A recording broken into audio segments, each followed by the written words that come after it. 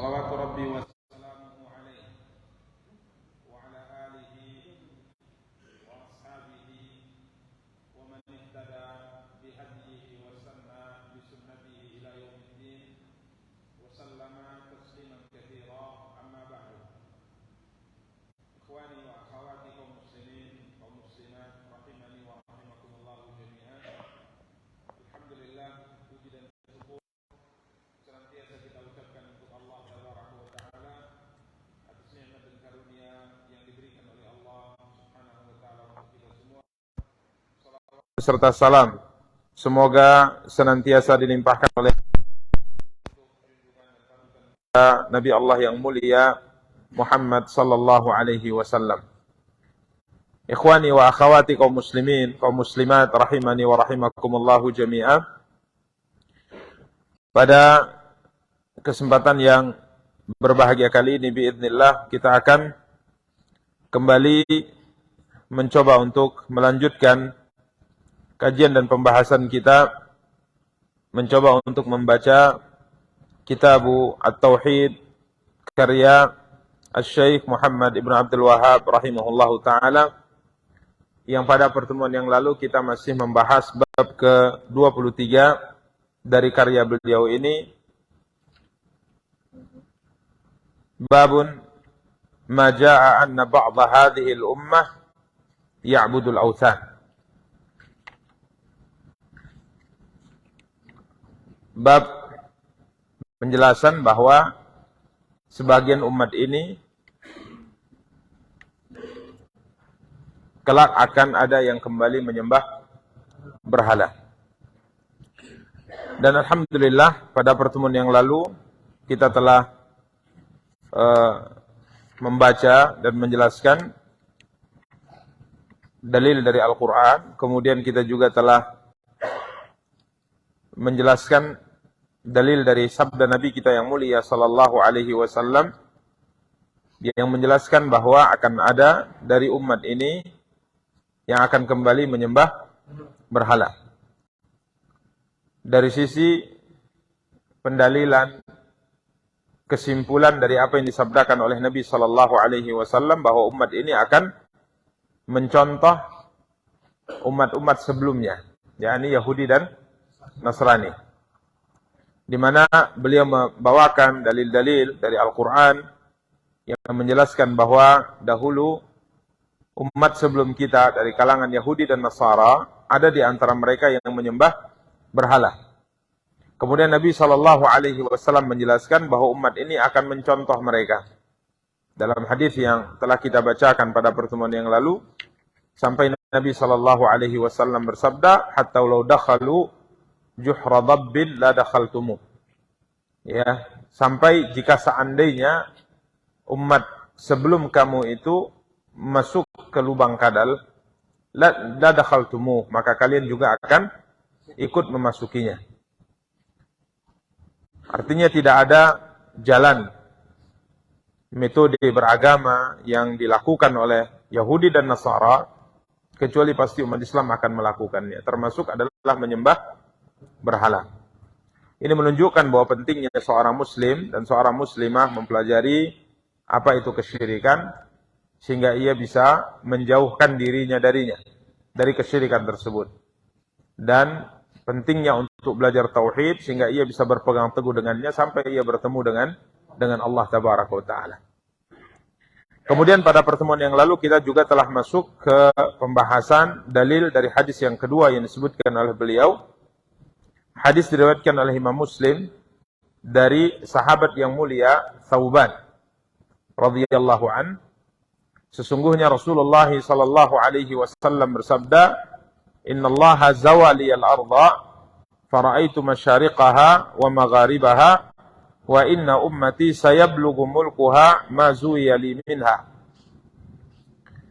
Nabi sallallahu alaihi wasallam bersabda menyebutkan tentang sebuah mukjizat yang Allah anugerahkan kepada beliau, di mana Allah Tabaraka wa Ta'ala tampakkan kepada beliau al-ard. Allah Tabaraka wa Ta'ala membentangkan bumi ini di hadapan beliau alaihi salatu wassalam. Kemudian Nabi SAW bersabda, aku melihat masyariqal ardh wa magharibaha. Aku lihat timur dan baratnya bumi ini. Belahan timurnya dan belahan baratnya. Kemudian Nabi SAW bersabda, wa inna ummati sayablughu mulkuha ma zuwiya li minha. Dan umatku akan sampai pada titik belahan bumi yang diperlihatkan oleh Allah Tabaraka wa Ta'ala kepadaku. Ini nubuat yang disampaikan oleh Nabi SAW di saat beliau masih hidup. Dan alhamdulillah Allah Tabaraka wa Ta'ala telah buktikan akan kebenaran apa yang disabdakan oleh Rasulullah SAW.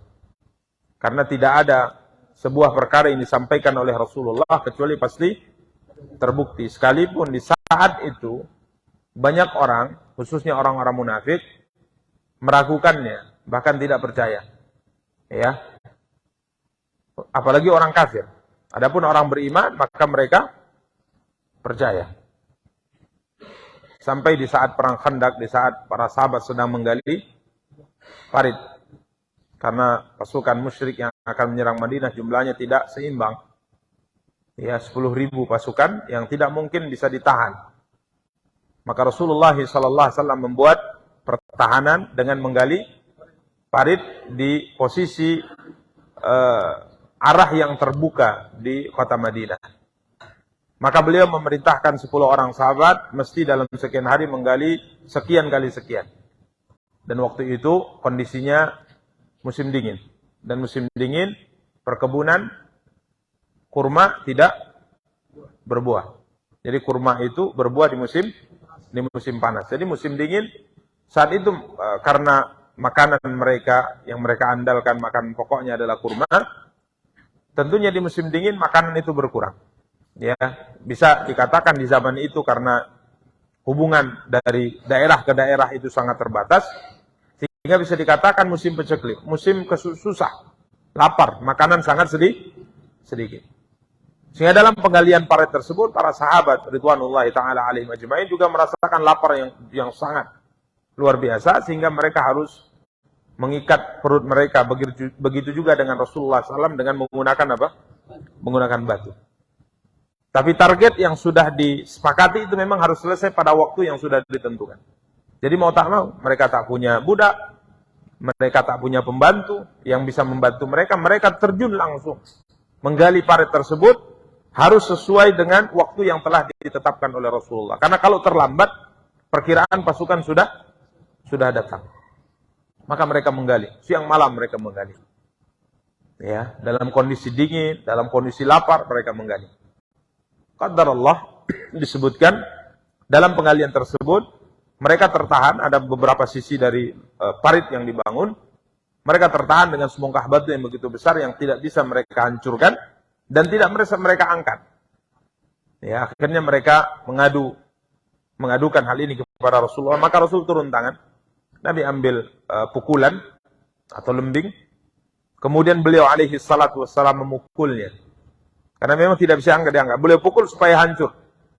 Maka di pukulan pertama, karena besi berhadapan dengan batu, sehingga membersihkan api. Maka di sini Rasulullah SAW bersabda, Allahu Akbar, Allahu Akbar. Ya Allah Maha Besar. Diperlihatkan kepadaku kerajaan Persia. Diperlihatkan kepada aku kekaisaran Persia. Artinya kekaisaran Persia akan kita taklukkan, kata Rasulullah. Ya. Kemudian Nabi pukul, yang kedua Nabi katakan Allahu Akbar. Diperlihatkan kepada aku istana-istana di Yaman. Negeri Yaman akan ditaklukkan oleh kita kaum muslimin. Maka nubuat ini tatkala didengar oleh para sahabat, mereka percaya bahwa suatu saat nanti pasti Islam akan sampai di tempat, Islam akan menguasai daerah yang disebutkan oleh siapa? Rasulullah. Tapi apa kata orang munafik? Orang munafik tidak percaya dengan informasi ini. Mereka menolaknya. Bahkan mereka mengatakan Muhammad, ya Muhammad, apalagi setelah pasukan itu datang mengepung Madinah, kemudian Bani Quraidah di dalam kota Madinah mengkhianati perjanjian, sehingga kaum muslimin saat itu tatkala salat mereka harus bawa senjata. Bahkan buang hajat juga mereka harus bawa senjata. Mereka harus menenteng senjata. Karena apa? Ditakutkan ada pasukan Quraisy atau Ghatafan, pasukan sekutu yang menyelinap dan bisa menyerang tiba-tiba. Dan juga ditakutkan Bani Quraisyah, orang Yahudi yang ada di Madinah yang mengkhianati perjanjian, akan melakukan serangan tiba-tiba.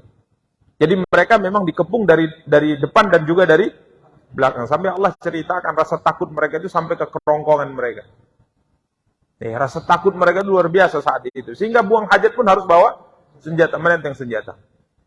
Bahkan banyak orang-orang munafik minta izin untuk pulang ke rumah mereka karena rumah mereka tidak ada yang menjaga.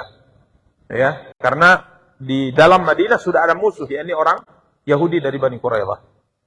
Maka di saat kondisi sangat mencekam seperti itu, musim dingin, angin yang begitu kencang, dan Madinah kalau dingin luar biasa. Ya, jadi musim dingin yang sangat luar biasa, angin juga kencang. Bahkan banyak sahabat yang saat itu di satu malam ditugaskan Nabi untuk menyusup ke jantung pertahanan orang kafir Quraisy, tidak ada yang berani. Padahal Nabi kala itu mengatakan, siapa yang berani menyusup ke sana, melihat apa yang mereka lakukan di malam yang sangat kencang anginnya ini, dan kembali menyampaikan informasi tentang mereka, dia akan menjadi temanku di surga. Tidak ada sahabat yang berani berdiri. Ya, maka antum jangan berangan-angan. Kalau saya waktu itu ada Ustaz, saya Ustaz. Ya. Ini angan-angan. Angan-angan. Ya. Tidak ada sahabat pun yang berdiri. Nabi tawarkan lagi, siapa yang berani menyusup malam ini, melihat informasi mereka, mencari tahu apa yang mereka lakukan, karena angin begitu kencang, begitu sangat dingin, semua api mati, gelap. Dia akan menjadi temanku di surga. Tidak ada yang berani. Tidak ada yang berani. Semua diam, menggigil karena begitu dingin dan menggigil karena begitu takut. Ya, nggak ada yang berani. Sampai 3 kali. Karena tidak ada yang bangun, Nabi mengatakan, Hudzaifah, bangkit Anda. Lihat apa yang mereka lakukan. Maka Hudzaifah mengatakan, radhiyallahu ta'ala, sebenarnya saya juga nggak berani. Tapi karena Rasulullah memerintahkan, maka tidak ada pilihan untuk melakukannya. Maka beliau bangkit. Ini rasa takut yang sangat luar biasa. Sehingga orang munafik kala itu mengatakan, Muhammad menjanjikan kepada kita kekaisaran Persia jatuh ke tangan kita, buang hajat saja kita nggak berani sekarang. Buang hajat saja harus bawa senjata. Artinya kalau nggak terpaksa harus buang hajat, kita tetap di sini. Dia berkelekar mengatakan kekaisaran Persia akan kita taklukkan. Tapi ini nubuat Rasulullah. Apa yang disampaikan oleh Rasulullah pasti terjadi. Dan itu terbukti sepanjang zaman. Artinya sudah 14 abad berlalu. 14 abad berlalu. 14 abad lebih berlalu. Semua yang disampaikan Nabi terbukti. Dan akan terus terbukti. Apa yang belum terbukti akan terbukti. Ya, tinggal nunggu apa? Waktunya saja. Ya, tinggal nunggu waktunya. Ya, kalau tidak terbukti Ustaz, masuk antum ragu, ya sudah. Siap-siap Islam antum batal. Ya, harus percaya, pasti akan terjadi. Sebagaimana disabdakan oleh siapa? Rasulullah sallallahu alaihi wasallam. Ini terbukti ya, apa yang disampaikan Nabi saat ini. Wa inna ummati sayablughu mulkuha ma zuya liminha. Umatku akan sampai ke tempat yang diperlihatkan oleh Allah dari belahan bumi kepadaku. Ya, kemudian wa utitul kanzain. Aku diberikan 2 perbendaharaan harta, yakni kekaisaran Persia dan kekaisaran Romawi, dan 2 kerajaan adidaya di zaman itu tumbang di tangan kaum muslimin. Padahal apa namanya? Secara hitung-hitungan itu tidak mungkin. Bagaimana kerajaan yang memiliki ratusan ribu pasukan, bahkan jutaan pasukan, dengan sekutu-sekutunya, setiap mereka kerahkan pasukan jumlahnya di atas ratusan, 250, 160, sedangkan kaum muslimin tatkala berperang jumlahnya tidak lebih dari 40.000 ke bawah, 35 paling banyak 25.000. Tapi tatkala berhadapan dalam semua pertempuran, kaum muslimin selalu mendapatkan apa? Kemenangan. 2 kekaisaran akhirnya tumbang di tangan kaum muslimin sesuai dengan apa yang dinubuatkan oleh Rasul kita yang mulia sallallahu alaihi wasallam. Kemudian kelanjutan hadis ini akan kita lanjutkan. Wa inni sa'altu rabbi li ummati alla yuhlikaha bisanatin bi'amma. Rasulullah sallallahu alaihi wasallam meminta kepada Allah, aku meminta kepada Rabbku kebaikan untuk umatku alla yuhlikaha bisanatin bi'amma. Agar Allah tabaraka wa taala tidak membinasakan umatku dengan sanah. Sanah artinya kelaparan. Yang membinasakan semua mereka atau yang melanda yang dialami oleh semua umat Islam. Ini doa siapa? Rasulullah, kebaikan untuk umatnya. Karena sering kita sampaikan bahwa tidak ada manusia yang paling sayang kepada kita kecuali siapa? Rasulullah SAW. Beliau sangat sayang kepada kita. Ya. Dan kasih sayang beliau itu bisa kita lihat dalam sabda-sabda beliau, doa-doa beliau. Bahkan dalam sebuah riwayat beliau mengatakan, ada doa satu mustajab yang Allah berikan kepadaku, yang tidak aku gunakan di dunia. Nanti akan aku gunakan doa mustajab ini sebagai syafaat bagi umatku. Maka insya Allah doa ini akan didapat oleh siapapun dari umatku yang mengucapkan la ilaha illallah, asyhadu an la ilaha illallah, wa asyhadu anna Muhammad Rasulullah, ikhlas dari hatinya. Ini kasih sayang Nabi SAW. Karena beliau berdoa untuk kebaikan umat Islam. Beliau berkata, wa inni sa'altu Rabbi li ummati alla yuhlikaha bisanatin bi'amma. Dan aku meminta kepada Tuhanku untuk umatku, yakni untuk kebaikan umat ini, alla yuhlikaha bisanatin bi'amma. Agar kiranya Allah tidak membinasakan umatku ini dengan sanah. Sanah kita katakan tadi pecekli atau kelaparan bi'ammah yang melanda atau yang menimpa seluruh kaum muslimin. Jadi kalaupun ada kelaparan yang menimpa sebagian kaum muslimin, tapi yang lain tidak. Kalau menyeluruh, Nabi katakan, ya Allah, jangan sampai engkau timpakan kepada mereka kelaparan, pecekli yang melanda mereka semua. Ini doa Nabi yang pertama. Kemudian doa beliau yang kedua, wa alla yusallita alaihim aduwan min siwa anfusihim fayastabiha baydatahum. Kemudian doa Nabi SAW yang kedua, janganlah yusallita alaihim, ya Allah, janganlah dikuasakan kepada mereka musuh dari selain mereka, fayastabiha baydatahum, di mana musuh ini merampas semua negeri mereka. Ya, menghancurkan seluruh kaum muslimin. Artinya Nabi SAW berdoa kepada Allah, jangan umatku umat Islam ini engkau binasakan ya Allah dengan kelaparan yang menimpa semua berkepanjangan. Kemudian yang kedua, Nabi SAW berdoa, ya Allah, jangan sampai umatku ini bisa dibinasakan oleh musuh sehingga menghancurkan mereka semua atau menghancurkan negeri-negeri mereka semuanya. Ini doa siapa?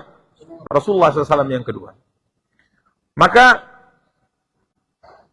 Thauban melanjutkan riwayatnya dari sabda Nabi SAW, wa inna rabbi qala. Kemudian Allah tabaraka wa ta'ala mengomentari doa Nabi. Allah berfirman kepada Rasulullah, ya Muhammad, inni idza qadaitu qada'an fa innahu la yurad.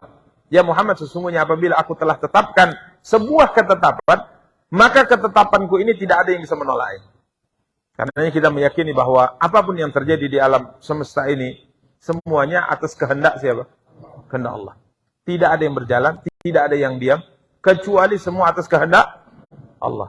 Jika Allah kehendaki maka berjalan, jika seandainya Allah tidak kehendaki maka tidak berjalan. Ya, ini keyakinan kita sebagai seorang muslim. Maka sunnah bagi kita, setiap kali kita ingin melakukan apapun, kita hendaknya mengucapkan insya Allah. Jika dikehendaki oleh Allah, dengan niat bertabarruk, memohon kepada Allah dengan kalimat ini, dan juga memasrahkan urusan kita kepada Allah. Karena kita yakin apapun yang terjadi ini semua atas kehendak Allah. Ya, akan pergi insya Allah, akan datang insya Allah, akan melakukan ini insya Allah. Terus diucapkan ini sebagaimana dilakukan oleh semua para nabi. Ya, semua para nabi melakukan hal demikian. Kemudian Allah tabaraka wa ta'ala menjawab doa Rasulullah SAW, wa inni a'taituka li ummatika alla uhlikahum bisanatin bi'amma wa alla usallita alaihim aduwam min siwa anfusihim fayastabiha baydatahum. Allah tabaraka wa ta'ala berfirman, aku memberikan kepadamu ya Muhammad, arti doamu terkabul, doamu aku kabulkan, aku tidak akan membinasakan umatmu dengan menimpakan kepada mereka kelaparan, ya, yang melanda mereka atau melanda seluruh mereka atau berkepanjangan. Aku tidak akan lakukan itu, kata Allah. Sehingga kita dapati, ya, jika seandainya terjadi musibah kelaparan di beberapa negeri dan negeri kaum muslimin, ini tidak melanda negeri yang lainnya. Kemudian yang kedua, wa alla usallita alaihim aduwwan min siwa anfusihim fayastabiha baghdhatahum. Dan aku tidak akan membinasakan mereka dengan dikuasai negeri-negeri mereka oleh musuh mereka, ya. Walau istama alaihim man bil aqtariyah, sekalipun seluruh orang kafir bersatu di seluruh muka bumi untuk membinasakan semua kaum muslimin. Jadi orang kafir, bagaimanapun mereka berusaha untuk menaklukkan semua negeri Islam, membumi hanguskan semua negeri Islam, membantai semua kaum muslimin, ini tidak bisa. Sekalipun seluruh orang kafir di atas muka bumi bersatu padu, bersekutu untuk melakukannya. Ini janji siapa? Allah. Jadi umat ini akan tetap ada sampai hari kiamat. Ini janji Allah. Berkat doa siapa?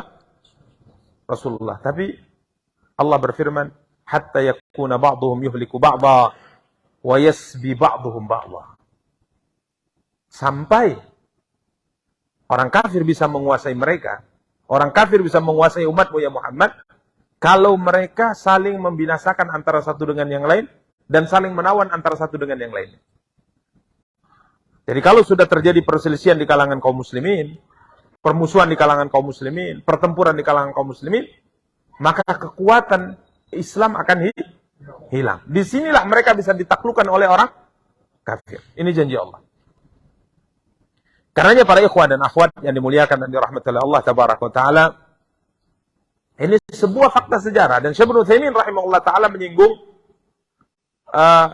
di syarah beliau ini tentang penyerangan yang dilakukan yang mungkin terburuk dalam sejarah umat Islam. Bahkan sebagian ulama mengatakan terburuk dalam sejarah manusia. Pembantaian yang sangat luar biasa yang dilakukan oleh satu kelompok manusia terhadap kelompok manusia yang lainnya.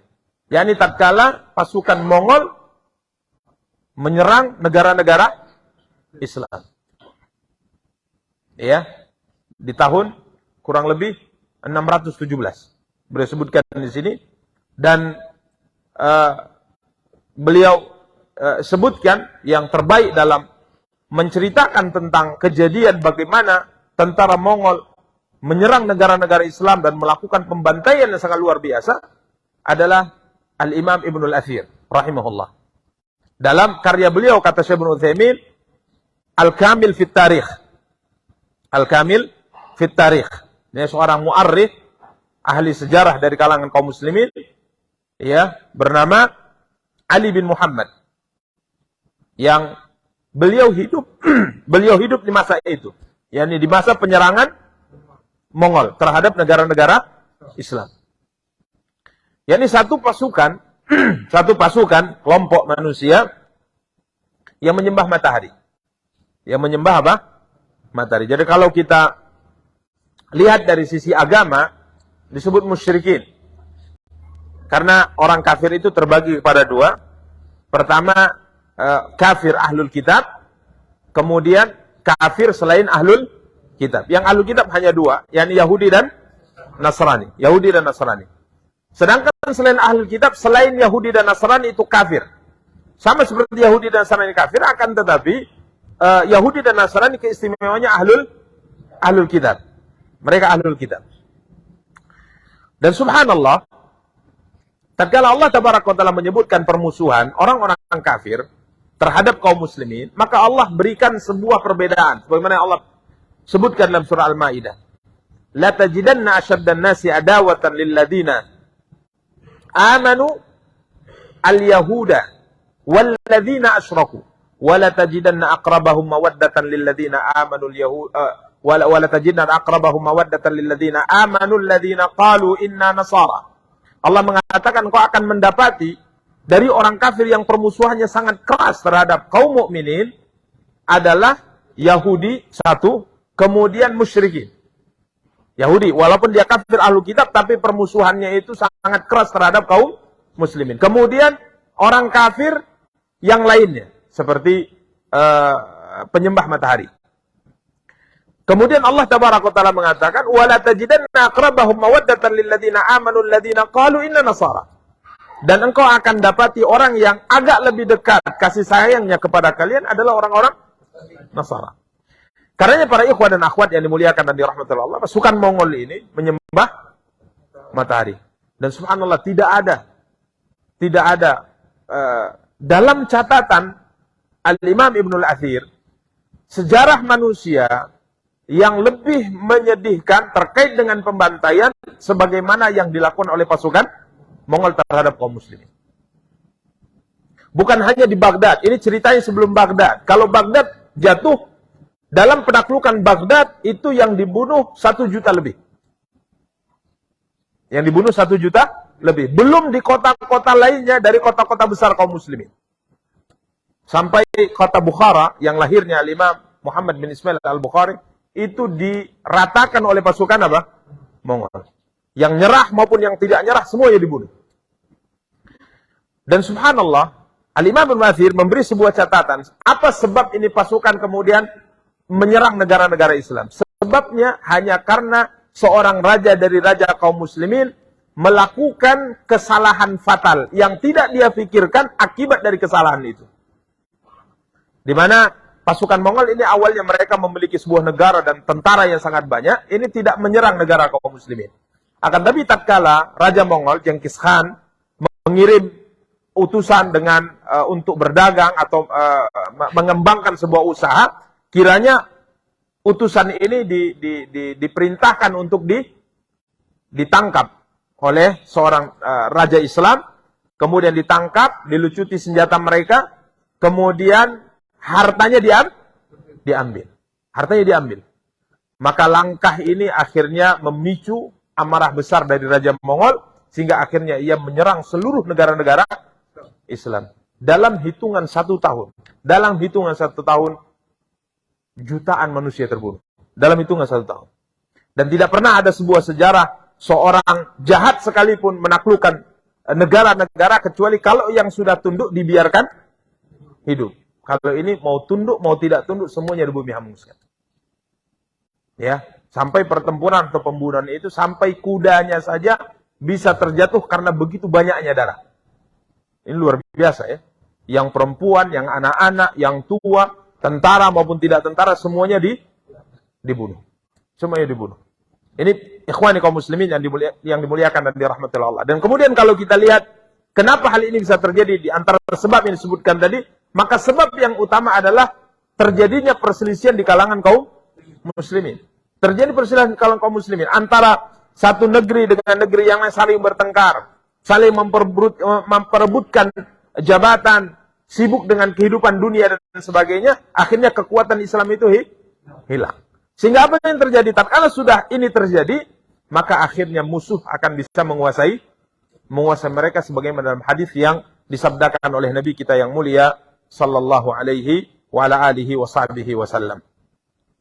Kemudian beliau berkata, warawahul Barqani fi sahihi, dalam hadis riwayat Barqani dalam sahihnya ada tambahan, wa inna ma akhafu ala ummati al-a'imma al-mudillin. Dan yang aku takutkan dari umatku adalah para pemimpin-pemimpin yang menyesatkan.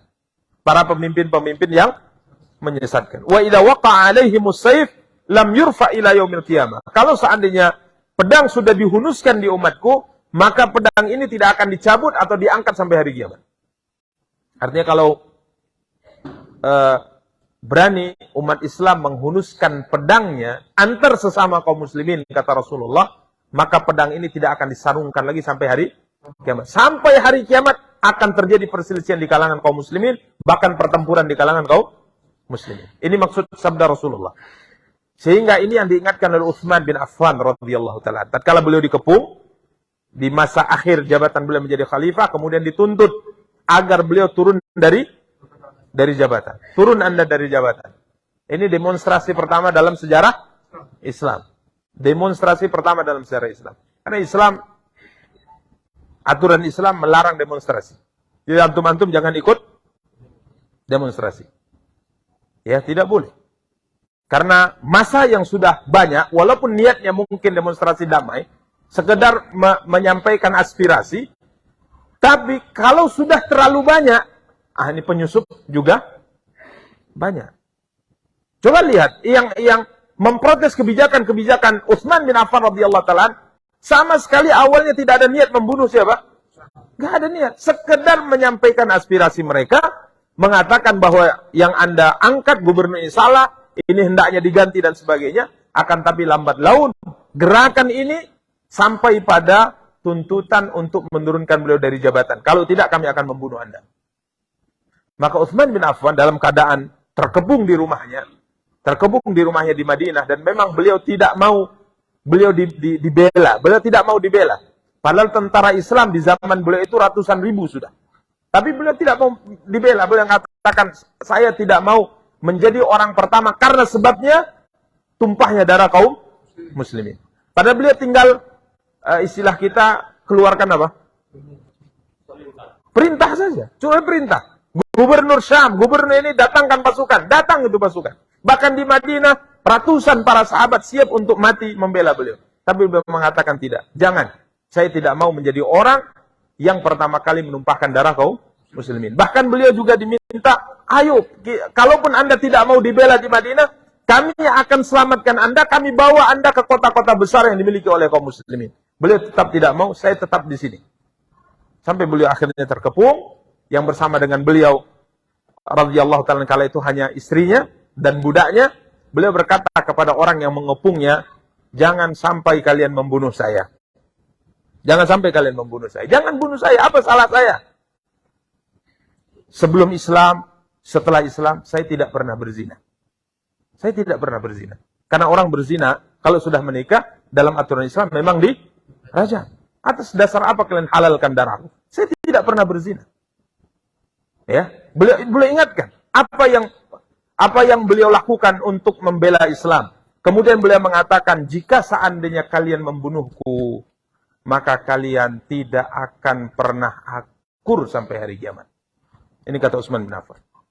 Kalian tidak akan pernah sholat tentram di satu imam setelahku nanti. Kalau kalian berani membunuhku.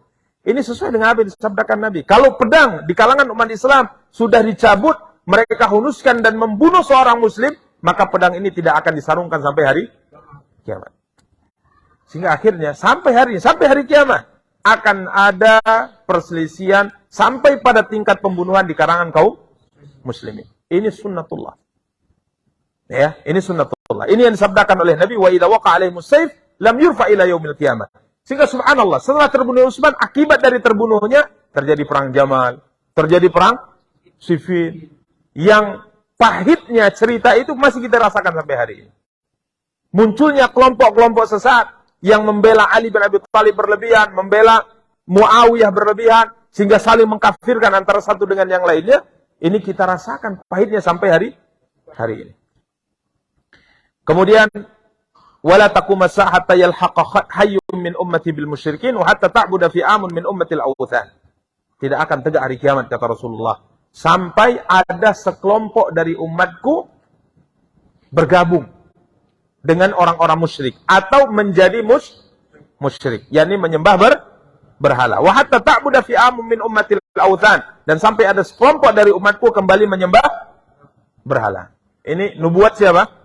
Rasulullah. Ini sebagai bantahan, jangan sampai kita mengatakan kesyirikan kan tidak akan terjadi lagi, Ustaz. Untuk apa kita berbicara tentang syirik? Nabi mengatakan akan ada dari umat ini kembali melakukan apa?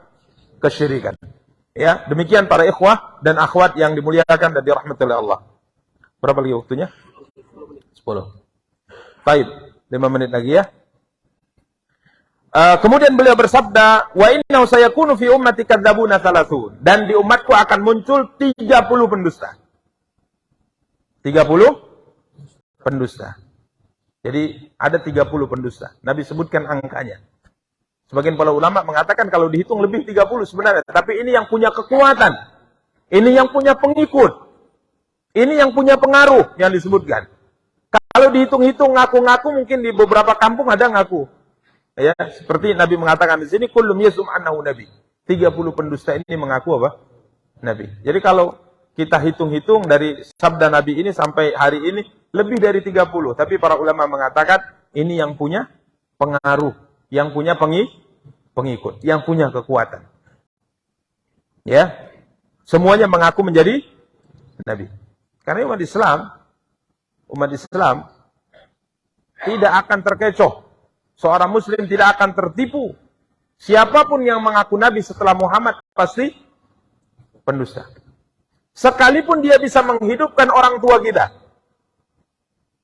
Orang tua kita hidup. Beriman Anda dengan dia, kata bapak kita. Kita katakan pendusta kamu. Karena Dajjal juga akan melakukan hal yang sama. Makanya ilmu yang membentengi seorang muslim itu adalah ilmu. Kalau dia tak punya ilmu ini yang berbahaya. Kalau punya ilmu insya Allah tidak ditakutkan. Mau 1000 pendusta pun ngaku semua jadi nabi, kalau punya ilmu tidak masalah. Masalah tidak ada ilmu. Ini jadi masalah. Kemudian beliau mengatakan wa ana khatamun nabiyyin, sedangkan aku adalah penutup para nabi. La nabiyya ba'di. Tidak ada lagi nabi setelahku. Kemudian Nabi bersabda, wala tazalu ta'ifatu min ummati al-haqqi mansurah, dan akan ada sekelompok dari umatku tetap berada di atas kebenaran dan selalu dimenangkan oleh Allah. La yadurruhum man khadalahum, tidak akan membahayakan mereka siapapun yang memusuhi mereka dan siapapun yang menyelisih mereka sampai datang amrullah, perintah Allah. Jadi sekalipun kondisi umat kacau, kondisi umat dalam kondisi kelemahannya, ya, terjadi perselisihan, perpecahan antara umat Islam ini, Nabi katakan tetap ada sekelompok dari umatku yang tetap teguh di atas kebenaran. Dan tidak membahayakan mereka siapapun yang memusuhi mereka. Siapapun yang menyelisih mereka. Tetap mereka berpegang dengan apa? Dengan kebenaran. Sekalipun semua manusia menyelisihinya. Tetap ada orang yang berpegang dengan kebenaran ini sampai datang urusan Allah. Yakni, sebagian ulama mengatakan angin yang datang dari negeri Yaman berhembus dengan lembut mendatangi setiap muslim dan muslimah dimanapun mereka berada dan melewat ketiak, di bawah ketiak mereka, dan sebab itulah akhirnya dia meninggal. Demikian para ikhwah dan akhwat yang dimuliakan dan dirahmati oleh Allah tabaraka wa taala, hadis yang disabdakan oleh Nabi yang disebutkan oleh Syekh Muhammad bin Abdul Wahab rahimahullah, yang insyaallah tambahan sedikit daripada syarah hadis ini akan kita jelaskan pada pertemuan yang akan datang biidznillah tabaraka wa taala. Demikian para ikhwah dan para akhwat yang dimuliakan dan dirahmati oleh Allah, tentunya faidah yang paling utama dari hadis ini adalah sabda Rasulullah sallallahu alaihi wasallam, wala taqumus saa'ah hatta yalhaqa hayyun min ummati bil musyrikin wa hatta ta'budu fi amum min ummati ala uthan. Tidak akan tegak hari kiamat sampai ada sekelompok atau hayy itu satu kabilah, ya, satu kabilah dari umatku yang yalhaq ini diartikan bergabung secara jasmani atau bergabung secara keyakinan. Ya, bergabung secara jasmani atau bergabung secara keyakinan. Artinya keyakinan mereka walaupun dari umat Islam, tapi keyakinan mereka sama seperti keyakinan musyrik. Nasallallahu alaihi wasallam. Jadi memiliki penampilan zahir sebagai seorang muslim, zahirnya muslim, salat bersama dengan kaum muslimin, dia muslim statusnya, tapi punya keyakinan sama keyakinan apa? Musyrikin. Nasallallahu alaihi wasallam. Kemudian ta'budu fi amum min ummatil awthan, bahkan dengan jelas menyembah berhala. Dan kita kemarin sudah sebutkan, tatkala kita bicara tentang berhala, jangan terpaku dengan nama. Memang Lata tidak ada lagi, Uzza tidak ada lagi, Hubal tidak ada lagi, ya. Akan tetapi hakikat dari berhala ini, kalau sama, maka sama saja dia disebut berhala. Walaupun dia pohon, walaupun dia batu, walaupun dia ustadz sekalipun. Jadi kalau antum anggap, misal saya memiliki kedudukan khusus di sisi Allah, sehingga anda mendekatkan diri kepada saya, supaya saya memberikan syafaat untuk antum di sisi Allah, maka apa bedanya orang musyrik dengan berhala-berhala mereka? Ya, jadi hakikatnya yang harus dipelajari dan diperhatikan serta dijauhi. Demikian para ikhwah dan akhwat yang dimuliakan dan dirahmati oleh Allah, kita cukupkan pembahasan kita. Wassallallahu ala nabiyina Muhammadin wa ala alihi wa sahbihi wa tabi'in. Subhanakallahumma bihamdika asyhadu an la ilaha illa anta astaghfiruka wa atubu ilaik. Assalamualaikum warahmatullahi wabarakatuh.